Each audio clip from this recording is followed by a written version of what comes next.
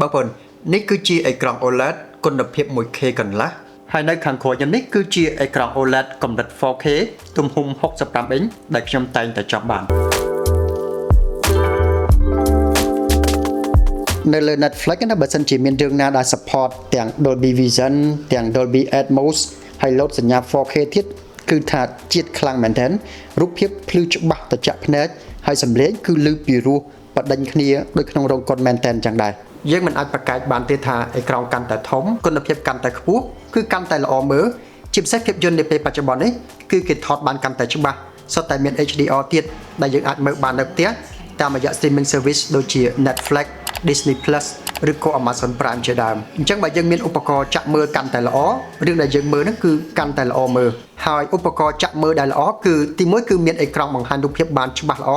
និងទី2គុណភាពសំឡេងដែលឮប្រដេញគ្នាពីជ្រុងផ្សេងៗគ្នាដែលធ្វើឲ្យអ្នកមើលមានអារម្មណ៍ថាដូចនៅក្នុងព្រឹត្តិការណ៍នឹងមែនតែនអញ្ចឹងដែរនេះគឺជាទូរទស្សន៍ Sony Model Bravia 8 Mark II ឬក៏ចំនួនទី2ដែលនៅតែរក្សាពាក្យស្លោកថា Cinema is coming home ខ្មែរយើងប្រែថានាំយករោងកុនមកដាក់ផ្ទះយើងព្រោះថា model នេះវាកប់ទាំងគុណភាពបង្ហាញដែលមកជាមួយអេក្រង់ OLED ហើយគុណភាពសំឡេងក៏ញាក់សាច់ដែរអេក្រង់ទូរទស្សន៍ដែលខ្ញុំបង្ហាញនេះមានទំហំ65អ៊ីនវាគឺជាប្រភេទអេក្រង់ OLED ដែល Sony គេហៅថា QD OLED ហើយគុណសម្បត្តិរបស់អេក្រង់ OLED គឺវាបង្ហាញពណ៌បានដិតជ្រៅដូចជាពណ៌ខ្មៅគឺខ្មៅក្រឹប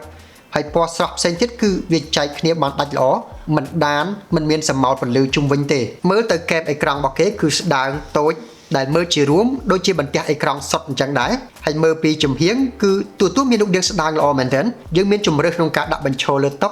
ឬក៏ចាប់លើអញ្ចាំងក៏កាន់តែស្អាតថែមទៀតសម្រាប់ទូទួលស្ដើងអញ្ចឹងអេក្រង់ប្រភេទ QD OLED ថ្មីនេះគឺវាភ្លឺខ្លាំងជាង Bravia ចំនួន4ដល់ទៅ 50% ដែលភ្លឺខ្លាំងជាងមានន័យថា color វាឲ្យដិតស្រស់ជាងជាពិសេសកម្រិត HDR ដែលធ្វើឲ្យរូបភាពអណ្ដែតដូចនៅក្រៅមែនទែនអញ្ចឹងដែរ Sony គេក៏អាប់ដេតមុខងារជំនួយមួយចំនួនដូចជាមុខងារ XR Contrast Booster 25ដែលជួយរក្សាកម្រិតច្បាស់របស់រូបភាពមុខងារ Triluminous Max គឺជាបច្ចេកវិទ្យាក្នុងការរក្សាពណ៌ឲ្យដិតស្មើល្អទោះបីជាយើងដំឡើងពន្លឺឲ្យភ្លឺកប់ក៏ដោយសូមបញ្ជាក់ថាទូរទស្សន៍ដែលមានអេក្រង់ OLED ដែលល្អគួរប្រើនៅបន្ទប់គេងឬក៏បន្ទប់ដែលមិនសូវមានពន្លឺចាស់ចូលមកខ្លាំងព្រោះវាធ្វើឲ្យមានចំណាំងពន្លឺចំពោះគុណភាពសំឡេង Sony Bravia 8ចំនួនមុនគឺធ្វើបានល្អហើយតែចំនួនថ្មីនេះគឺកាន់តែកប់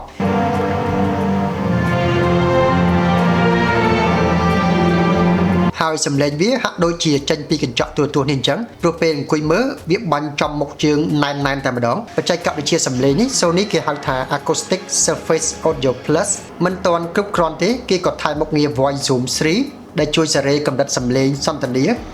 ឮល្មមសម្រាប់ត្រចៀកយើងមិនឲ្យតិចពេកនិងមិនឲ្យឮខ្លាំងពេកព្រោះតួនីមួយៗមានកម្រិតសំឡេងមិនស្មើគ្នាទេ Safe haven? No. They're not here for a safe haven. How about a new home? ខ្ញុំគិតថាសំឡេងប៉ុណ្ណឹងវាអស្ចារ្យហើយតែបើសិនជាបងប្អូនគិតថាមិនទាន់គ្រប់គ្រាន់បងប្អូនអាចថែម soundbar មួយគ្រាប់ទៀតសំឡេងវាគឺកាន់តែធ្ងន់ថែមមួយកម្រិតទៀតទូរទស្សន៍ Sony បូកជាមួយនឹង soundbar មួយឈុតនេះដល់សំឡេងកាន់តែអស្ចារ្យមែនទែនវាខុសគ្នាច្រើនរវាងមើលទូរទស្សន៍ផ្ទាល់ដោយមិនប្រើ soundbar ជាមួយនឹងការដាក់ soundbar នេះគឺសំឡេងកាន់តែធ្ងន់កាន់តែលឺច្បាស់ហើយជាពិសេសគឺមាន speaker ពីកយើងមកគូដែលបង្កើតបានជាសំឡេង surround sound ដូចយើងអង្គុយចំកណ្ដាលព្រឹត្តិការណ៍នៅក្នុងរឿងមែនតែនអញ្ចឹងដែរហើយចំពោះ soundbar មួយឈុតនេះ Sony គេនឹងបន្ថែមជូនដោយមិនគិតថ្លៃពេលទិញទូរទស្សន៍ Sony Bravia 8 Mark II នេះហើយ stock មានកំណត់សម្រាប់ការថែមជូននេះ Sony គឺជាក្រុមហ៊ុនយក្សលើវិស័យរូបភាពនិងសំឡេងហើយក្រៅពីទូរទស្សន៍ Sony មានកាមេរ៉ាថតដែលល្បីល្បាញនៅក្នុងវិស័យថតវីដេអូ Sony ក៏មាន Sony Picture គឺជាផលិតកម្មថតភាពយន្ត Hollywood ហើយក៏មានក្រុមការងារជំនាញក្នុងការកាត់តវីដេអូដោយសហការជាមួយនឹងក្រុមហ៊ុនឯកទេសផ្សេងៗដូចជា Netflix,